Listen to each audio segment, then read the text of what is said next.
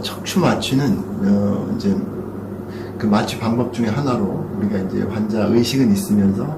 이제 하반신, 허리 밑으로만 이제 마취를 하게 되는 그 마취의 방법이 되게 됩니다. 그래서 그 환자가 이제 수술 도중에 이제 좀 겁이 난다든지 그런 경우에 이제 추가적으로 뭐 수면을 한다든지 환자가 이제 의식을 좀 깊은 수면에서 의식이 없게 그 과정을 좀 모르게 그렇게 할 수도 있는 마취고, 아래쪽으로 무릎, 발목, 고관절 이런데 일부의 척추 수술, 정형외과적인 수술이나 아니면 뭐 산부인과, 아니면 비뇨기과, 아니면 정맥류 이런 일반외과 수술에서 이용될 수 있는 그런 마취 방법입니다. 우리가 이제 전신 마취는 텔레비에서 보면 이제 뭐 환자한테 이제 정맥 주사를 맞는데 거기에 약제를 주고 마스크를 쓰고 이런 과정이 이제 보통 일반적으로 생각하는 마취의 과정일 텐데, 척추 마취는 그게 아니라 이제 마취과 선생님이, 마취 의사 선생님이 환자의 이제 허리 있는 등 쪽에서 허리에 있는 부분에 이제 주사기 바늘로 허리에 있는 신경에다가 주사 약제를 주입함으로써 마취를 유도하는 그런 방법입니다. 그래서 주사 한 대 맞고 이제 하반신 마취가 되는 그런 과정을 거치게 됩니다. 그래서 주사를 맞는다고 이제 많이 아플지 겁내고 거기에 대해서 이제 공포를 갖기 쉬운데, 뭐 일반적으로 엉덩이 주사 맞는다든지 그런 식의 이제 바늘이 들어서 따끔한 그런 정도의 통증이고, 이제 하는 간혹 이제 신경의 주사 근처에 주사를 놓는 거기 때문에 마취하는 과정에 있어서 이제 뭐 다리 쪽으로 찌릿한 느낌이 있다든지 이런 경우가 생길 수 있는데, 이거는 크게 뭐 이제 후유증 뭐 문제가 되는 건 아니고, 그런 감각이 있다 그러면 이제 마취 도중에 얘기를 하면 마취가 이제 바늘 위치를 바꾼다든지, 그래서 그렇게 불편한 감각 없이 마취를 하실 수가 있고, 약제가 들어가면서 다리 쪽으로 따뜻해진다든지 훈훈한 느낌을 받을 수 있는 게 정상적인 마취 과정으로 크게 걱정할 부분은 아니고, 주사를 한 대 따끔해서 맞긴 하지만 뭐 그렇게 아주 큰 고통이 수반되거나 그런 과정은 아니고, 전신 마취에서 마취 깨어날 때 그 불쾌감이나 삽관을 해서 전신 마취에서 이제 인공호흡을 해줘야 되는 삽관을 하는 경우인데, 그걸 뺄 경우에 빼고 나서 이제 몸의 통증 이런 건 비교적 없고, 그 통증은 그렇게 심한 정도는 아닙니다. 환자 자신이 이제 의식이 있기 때문에 이제 마취 주사를 맞았음에도 불구하고 수술을 하기 전에 이게 마취가 제대로 됐는지 걱정되시기도 할 텐데, 마취가 제대로 되게 되면 이제 서서히 이제 하반신 쪽으로 이제 감각이 떨어지고, 다리를 움직이고자 하려고 해도 이제 다리가 마취가 돼서 이제 안 되는 과정을 거칩니다. 그래서 주사가 끝나고 나면 일정 시간 이후에 마취과 선생님이 알코올 솜이라든지 이런 걸 들어서 차가운지 감각이 있는지 물어보고, 또 팔다리 움직여보세요 이렇게 해서 움직여지지 않고, 또 이제 마취가 잘 될 경우는 자기 몸을 만지는데도 만지는 걸 못 느끼게 되는, 움직일 수도 없게 되는 그런 과정이 됩니다. 수술은 그렇게 돼서 마취가 제대로 된 걸 확인하고 진행이 되기 때문에 마취가 제대로 됐는지 수술하면서 통증 이런 걱정은 하지 않으셔도 되겠습니다. 그래서 이제 의식이 깨어있는 상태에서 하반신만 마취가 되면 내가 수술하는데 보지 않을까, 아니면 뭐 칼로 째고 뭐 이런 과정이 보이지 않을까, 겁먹거나 이제 그런 것들을 두려워하시는 경우가 있는데, 이제 수술을 하게 되면 이제 아까 얘기했지만 이제 내가 만지는 것도 모르고 이제 좀 움직이려도 움직여지지 않는, 그렇기 때문에 그쪽에서 무슨 일이 벌어지는지 내가 잘 느끼지 못하게 됩니다. 그리고 또 이제 수술할 때 이제 커튼을 채워서 본인 시야에서 가려서 환자가 이제 수술 과정을 볼 수 없게 그렇게 하고, 이제 그런 것들 이제 수술하면서 소리가 들리거나 이런 게 이제 싫으신 경우에는 헤드폰을 쓴다든지 그래서 이제 할 수도 있고, 또 이런저런 거 다 하고 나 이제 장시간 또 누워 있거나 뭐 딴 수술하고 있는 과정에 누워서 하늘만 보고 있고 이런 거 싫다. 그러면 이제 수면제를 이제 들여서 수면을 유도해서, 그래서 이제 잠이 들어서 그 기간 동안은 이제 깨어서 그런 부분에 불쾌한 그런 경험을 얻게 하는 그런 여러 가지 방법들이 있습니다. 이게 마취 약이 이제 허리 쪽에 신경에 들어간 거기 때문에 이제 약효가 한 6시간, 8시간 정도 유지가 될 수 있습니다. 그래서 수술이 끝나고 병실에 와도 마취가 깨지 않은 상태가 되는 경우가 많은데, 이 경우는 이제 굉장히 자연스러운 거니까, 수술 끝났는데 이제 마취가 안 들어왔어. 아직도 감각이 없어요. 이럴 건 아니고, 시간이 지나면서 이제 점점 이제 돌아오게 되니까 그 부분은 염려하지 않으셔도 되고, 그래서 이제 전신 마취에서 우리가 이제 수술하고 나서 바로 마취가 깨면 통증을 바로 느끼는 데 반해서 서서히 깨기 때문에 통증을 경험하는데 통증을 느끼게 되 그만큼 이제 시간이 있기 때문에 그런 장점이 있을 수가 있습니다.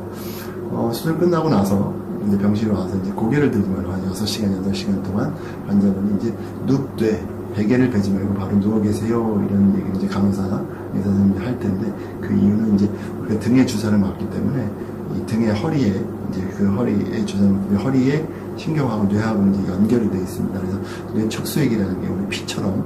뇌하고 척수신경을 이렇게 순환하는데 바늘 찔러서 그 바늘로 뇌 척수액이 유출되면 이제 두통이 생길 수가 있습니다. 이 두통은 고개를 이제 들지 않으면 되게 우리가 이제 이런데 주사 맞더라도 이 주사바늘 꼬매지 않고도 막히는 것처럼 한 6시간, 8시간 이렇게 누워있으면 그 주사바늘은 저절로 막히기 때문에 그때 머리만 들지 않고 반드시 누워 계시면 그러면 이제 그 뇌척수액이 유출돼서 통증이 생길 위험성은 떨어지기 때문에 그 자세를 하시면 되고, 또 이제 이게 마취가 하반신이 되기 때문에 소변을 이제 요일을 오줌 마를 때 못 느끼거나 아니면 소변을 보고 싶어도 어느 정도 깨서 소변을 보고 싶다고 해도 이제 그 관략근들이 이제 마취에서 이렇게 해서 소변을 못 보거나 그런 경우가 있는데, 이제 마취가 잘 깨면은 되게 이제 소변 보는 기능이 돌아와서 소변 다 보실 수도 있고, 간혹 이제 그게 좀 늦게 깨는 경우는 간호사한테 얘기를 하면은 돈으로 관을 삽입해가지고 소변을 뺀다든지 그런 과정을 아주 급한 경우에 이제 할 수 있습니다. 그래서 그런 불편함을 적으실 수 있고, 또 이게 이제 전신 마취랑 다르게 이 장운동에 전신 마취는 이제 근육 이완제를 쓰기 때문에 그래 장운동 돌아오는데 좀 시간이 걸리거나 그런 경우 있지만 이런 하반신 마취는 장운동의 영향을 덜 하기 때문에 일정 시간이 끝나서는 물이라든지 간단한 식사라든지 이런 것도 하실 수가 있습니다. 그럼 이런 그 척추 마취가 그러면 이제 하는 얘기 비교적 이제 안전하다고 전신 마취 위해서 안전하기 때문에 이제 척추 마취를 하게 되는데, 그럼 이제 척추 마취 장점은 우선 전신 마취에서는 이제 의식이 없기 때문에 이제 환자가 본인 숨을 쉬지 않습니다. 그래서 뭐 마스크가 됐든 아니면 이제 텔레비에 나와서 이제 보면 환자는 와서 관을 끼고 이제 그런 것들 보실 수 있는데, 그래서 관을 껴서 삽관을 해서 그래서 인공호흡을 해주게 되는데, 그렇게 되면은 이제 우리가 폐 인공호흡을 해주면 자기가 쉬는 것보다는 이제 그 볼륨을 적게 줍니다. 왜냐면 너무 세게 주면 이제 폐포가 이제 손상을 주는 거기 때문에, 그래서 이제 마취가 끝나고 나서 폐에 무슨 폐렴이 생긴다든지 무기폐가 된다든지 아니면 뭐 가래나 이런 게 막아서 문제 이런 경우가 있을 수 있는데, 척추 마취는 이제 자발적인 호흡이 살아 있으니까 자기가 숨을 쉬기 때문에 이런 폐 합병증에 이제 그런 합병증들이 적습니다. 그리고 수술 후에 전신 마취는 바로 깨는데, 이제 척추 마취는 이제 회복되는 시간이 좀 걸리기 때문에 통증이 서서히 올 수 있다. 그래서 이제 통증이 좀 그런 이제 경감시키는 그런 장점이 또 있을 수가 있고, 전신 마취에서는 여러 가지 약제를 씁니다. 이제 전신 마취에서 의식이 없게 하든지 아니면 장운동 관련 여러 가지 약제 쓰는데, 이런 약제들의 부작용 때문에 메스껍되든지 뭐 이런 게 있을 수 있는데, 척추 마취는 이런 약제가 사용이 안 되기 때문에 그런 약제에 대한 부작용을 좀 적을 수가 있습니다. 그리고 또 장운동, 아까도 말씀드렸지만 장운동이 좀 영향을 덜 받기 때문에 빠른 식사나 물이나 이런 걸 하실 수도 있고, 또 이제 전신 마취에서 의식이 없다가 다시 깨어나기 때문에 이제 어떤 경우에 있어요. 어르신들 같은 경우에 여기가 어디지, 이게 뭐야, 뭐 내가 왜 여기 있지, 뭐 그러면서 약간 혼동을 보이실 수 있는데, 척추 마취에서는 이런 게 이제 있기 때문에 전신 마취 다 그 의식이 소실 과정이 없기 때문에 그런 선망이라든지 이런 부작용이 좀 적습니다. 척추 마취도 결국은 이제 우리 몸에다가 약을 주어서 일시적으로 이제 마비가 되게 이제 만드는, 감각이 없게 만드는 거기 때문에 그 과정에서 또 주사를 쓰는 침습적인 방법이기 때문에 좀 부작용이 있을 수도 있고, 이제 지금 흔하지만 이제 가벼운 부작용 몇 가지 말씀드리면, 이제 약이 들어가서 마취를 시키는데 그 신경들이 마취시키는 신경들이 우리 자율신경도 있습니다. 그래서 이 자율신경은 혈관을 이제 수축시키거나 이완시키는 데 영향을 하는데, 이게 이제 어느 정도 이제 텐션이 있어야 되는데 그 혈관에 대해서 텐션이 없게 이제 쭉 자율신경에 대해서 혈관이 이렇게 쭉 이제 확장되게 되면 우리 몸에 있는 피가 하반신으로 내려가게 돼요. 그쪽에서 이제 그 돌아가야 되는 피가 그쪽으로 많이 빠지게 되기 때문에 일시적으로 저혈압이 올 수도 있습니다. 이제 그런 경우에 있어서는 이제 마취 과정에서 우리가 혈압도 다 재면서 하기 때문에 그런 경우 올 때는 다리를 좀 위로 든다든지 아니면 마취 레벨을 좀 조절을 한다든지 아니면 혈압을 올리는 약제를 쓴다든지, 그래서 마취 선생님이 다 모니터링 하면서 조절할 수 있기 때문에 거기서는 충분히 대응이 가능합니다. 그리고 또 이 마취약에 따라서 어떤 분들은 이제 알러지나 부작용 그런 것 때문에 가염이나 이런 걸 가볍게 그렇게 느끼실 수도 있습니다. 근데 또 이제 이 마취가 하반신 마취이기 때문에 소변 보는데도 관여를 해서 소변이 많이 오는데 소변이 안 나온다든지 이런 경우가 일시적으로 생길 수가 있습니다. 이런 경우는 돈용 이제 소변줄을 껴서 소변을 이제 배출시켜서 불편을 해소할 수 있으니까 이것도 해결 가능한 방법이고, 어떤 이제 마취 이제 주사가 이제 약을 넣기 위해서 주사를 할 경우에 이제 우리가 등에다 이렇게 주사를 놓는 거기 때문에 경우에 따라 신경을 건드려서 이제 찌릿하거나 날카로운 통증이 쫙 하는 느낌이 다리 쪽으로 가거나 이럴 수 있는데, 그때는 놀라실 필요 없이 마취과 선생님한테 얘기를 하시면 마취과 선생님이 그 바늘 위치를 좀 조절한다든지, 그래서 이건 없앨 수 있으니까 그때는 이제 너무 놀라지 마시고, 그런 경우 발생할 경우에 말씀만 하시면은 해결될 수가 있습니다. 또 하나는 이제 그 주사 바늘이 아까 얘기 드린 것처럼 그 척수 신경에 들어가는데 이게 뇌척수 이게 이제 유출이 될 수 있는 구멍이 뚫려서, 요새는 이제 이게 많이 그 기술기들이 발달을 해서 그럴 필요 없다. 저는 바늘 하나 등록한 거로 뇌척수액이 유출돼서 두통을 유발할 그럴 확률이 떨어지기 때문에 그렇게 할 필요 없다 이렇게 얘기는 하지만, 그래도 이제 마취 하고 나서 한 6시간에서 8시간 정도는 베개를 베지 않고 바로 누워있는 것이 뇌척수액 유출에 따른 두통을 예방하는 데 도움이 되니까 좀 불편하셔도 따라주시는 것이 혹시라도 생기는 그 두통을 예방하는 데 도움이 되겠습니다. 굉장히 드물지만 앞서 얘기 드린 그런 부작용보다 조금 더 좀 생각을 해야 되고 좀 조심해야 되는 부작용들도 있습니다. 그래서 그 중에 하나가 일시적으로 감각이 떨어진다든지 6시간, 8시간의 마취 시간이 지나고 나서도 감각에 좀 이상이 있다든지 좀 덜 돌아온다든지 아니면 팔다리 쪽에 움직이긴 하는데 근력이 약화된다든지 이런 경우가 드물게 있는데, 이거는 되게 시간이 지나면서 하루 이틀 몇 주, 1, 2주, 2, 3주 지나면서 대개는 회복이 되는 것으로 되어 있어서 당신은 놀라더라도 좀 걱정스러우시겠지만 혹시라도 발생하는 이런 게 있더라도 대개는 회복이 되기 때문에 그렇게 크게 걱정하실 건 없고, 그런 경우 발생하더라도 주치 마취과 선생님을 잘 상의하셔서 마음의 안정을 하시면 대개는 돌아오는 것도 되어 있으니까 좀 기다려보시면 다 회복이 된다고 우리가 알고 있습니다. 아주 드물게 이런 마비가 이제 계속 지속이 되는 경우에서 영구적으로 감각이 좀 무뎌지거나 아니면 근력이 떨어진 게 계속 지속돼 하반신 쪽으로 되는 경우가 있는데, 이거는 5만 명이 척추 마취를 하고 수술을 받고 이런 과정을 받았을 때 그 중에 한 명 정도 꼴로 아직 우리가 원인은 잘 모르는데, 그리고 또 예방하는 불가항력적으로 이렇게 이제 발생한 그런 이제 영구적인 신경손상이 발생하는 경우가 있다고 하는데, 이거는 전신 마취에서 우리가 전신 마취했을 때 사망 사고가 생긴다든지 그렇게 발생하는 그런 심각한 합병증의 발생 빈도가 크게 다르진 않다고 되어 있어서 5만 명에 한 명이라고 하면 이게 이제 물론 본인한테 보면 굉장히 치명적일 수도 있겠지만 5만 명에 한 명 정도는 우리가 이제 아주 드물다고 보고 그것이 안 생길 확률이 더 높다고 생각을 하기 때문에 마취과 선생님도 조심하고 환자도 그 내용을 다 알고, 그러면서 잘 이런 게 안 생기게 여러 가지 준비하고, 또 숙련된 마취과 선생님한테 마취과 전문의한테 마취를 받으시면 이런 거는 크게 신경 안 쓰셔도 이제 되지 않을까 하는,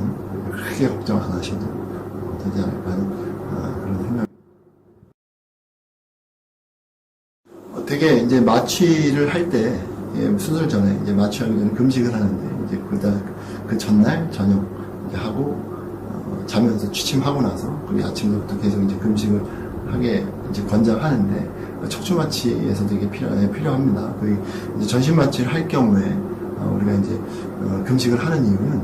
우리가 이제 삽관을 한다든지 의식이 없는 여러 과정에서 이제 뭔가 식사를 하고 위에 내용물이 있을 때 이 삽관을 하는 과정을 해서 목젖을 건드리려면 우리가 토악질이라는 게 있습니다. 토하려고 하는 성질이고, 만약에 이제 이게 반사기 때문에 사람 몸에 반사 이렇게 손가락으로 나오는 것처럼 이게 거기 삽관할 때 건드리게 되면 우리가 이제 토할 수가 있는데, 이게 토하게 되면 의식이 없는 상태에서 이게 나와서 기도로 들어갈 수가 있습니다. 이게 기도로 들어가서 막히면 그럼 이 기도가 내 위 안에 있는 그런 음식물들에서 막히게 되면 사람이 숨을 못 쉬고 이제 생명이 왔다 갔다 하는 경우가 있기 때문에, 그래서 전신마취를 할 경우에는 이제 우리가 금식을 해서 위 안에 그런 이제 어떤 음식물이 없게 다 소화돼서 내려가게, 그래서 혹시라도 구토반사가 해서 토하더라도 이게 막을 게 없게, 그런 이제 목적에서 전신마취에서는 이제 금식을 하는데, 척추마취는 그런 과정이 없지만, 그래도 이제 수술을 결정을 하고 수술을 할 때 척추마취가 대개의 경우는 다 되지만, 경우에 따라서는 이제 척추마취가 안 되는 경우도 있습니다. 척추에 뭐 수술을 받았다든지, 그래서 뒤쪽에 허리 쪽에 이제 척추에 수술을 받아서 이제 바늘이 들어갈 구멍이 없다든지, 뼈로 막혀 있다든지, 아니면 아주 심한 퇴행성, 어르신들 같은 경우 퇴행성 변화 때문에 바늘이 그 뼈 사이의 신경관 안에 들어가지가 않는데, 그런 경우에 이제 뭐 척추마취 실패했다고 수술 안 할 수는 없으니까, 이제 그런 걸 수술할 때 전신마취로 바꿔서, 척추마취 실패했으니까 전신마취는 허리가 어떻게 됐든 뭐 수술을 했든 아니면 척추에 무슨 뭐 문제가 있든 그냥 주사 맞고 약 쓰고 마스크하고 이거 되는 거기 때문에 바꿀 수가 있는데, 그런 경우를 대비해서라든지 해서라도 이제 금식은 전신마취 때와 같게 이렇게 미리 해놓는 것이 권장되고, 대부분 저희가 이제 환자분들 그렇게 하라고 이제 말씀드리고, 제가 말씀드리고 그렇게 하고 있습니다. 수술 도중에 이제 의식에는 이제 영향을 안 미치는 척추마취가, 그러면 이제 환자분들이 걱정을 많이 하시는 경우가 있습니다. 뭐, 내가 싫다. 경우에 따라서는 이제 환자가 의식이 깨있는 경우가 필요할 수 있습니다. 왜냐면 수술 과정에서 우리가 이제 그 수술하는 상태에 따라서 어떤 수술의 방법을 정해야 될 때, 우리가 이제 집도의가 수술한 중간에 그 발생되는 상황에 따라서 환자와 상의해서 이런 식으로 저런 식으로 수술을 진행해 나가는 걸 이제 확인하는 과정이 필요한 경우가 있습니다. 이때는 환자가 의식이 없으면 안 되기 때문에 계속 환자랑 커뮤니케이션 하면서 그렇게 하는 게 바람직하고, 의식이 깨어있으면 필요에 의해서 의식이 계속 깨어있어야 되는 경우가 필요할 수도 있는데, 그런 경우를 제외하고는 완전히 이제 겁이 난다든지 그러면 반드시 깨있을 필요는 없고, 이제 그게 겁나가다고 말씀을 하시면 마취 가서님께서 수면 유도제를 준다든지, 그래서 의식이 이제 잠을 자서 그 과정들은, 수술 과정들을 이제 직접 듣고 보고 뭐 이런 과정 없이 그냥 자 수술 시작하여 주무세요, 수술 끝났으면 일어나세요, 그 과정을 다 이제 본인이 겪지 않아도 되는 그렇게 하실 수가 있으니까, 이게 선택사항이니까 말씀을 하시면 편한 대로 해드릴 수가 있습니다. 그러면 내가 의식이 깨어있는 채로 수술을 받으면 어떡하냐? 그러면 수술하는 게 내가 보이지는 않냐? 아까 말씀드렸듯이 수술을 하게 되면 이제 우리가 이제 수술하는 부위를 다 멸균 소독하고 다 무균 상태에서 수술해야 되기 때문에, 다 아랫부분은 수술하는 부위는 다 소독하고, 그런 과정에서 또 이제 그 부분이 이제 가려져야 되기 때문에 풀로 다 쌉니다. 그래서 환자가 이렇게 배 위쪽, 가슴 위쪽에서 이렇게 텐트를 치기 때문에 수술하는 부위가 내가 의식이 있더라도 그 부분을 직접 보게 된다거나 그런 일은 없으니까, 그 부분에 대해서는 걱정을 안 하셔도 됩니다. 뭐 여러 가지 수술 과정에서 여러 가지 방법 중에서, 마취 방법 중에서 전신마취도 있고, 하반신에서 전신마취나 아니면 척추마취 두 가지를 이제 고려를 해야 될 텐데, 되게 이제 의료진이 여러 가지 평가를 하고 이제 환자분한테 보다 안전하고 바람직하다고 생각되는 부분을 이제 권하게 되는데,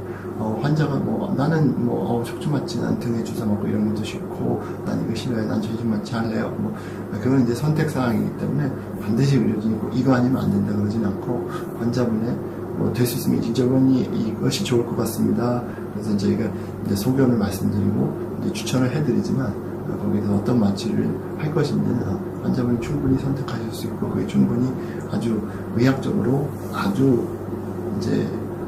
그런 절대적으로 금기시돼야 될 상황이 아닌 다음에는 의료인 충분히 환자의 의견을 받아들이고 거기를 반영을 하니까, 이제 나의 사정이 어떻다 이렇게 얘기를 하고 잘 상의를 하시면 적절한 마취 방법을 선택하실 수가 있을 겁니다.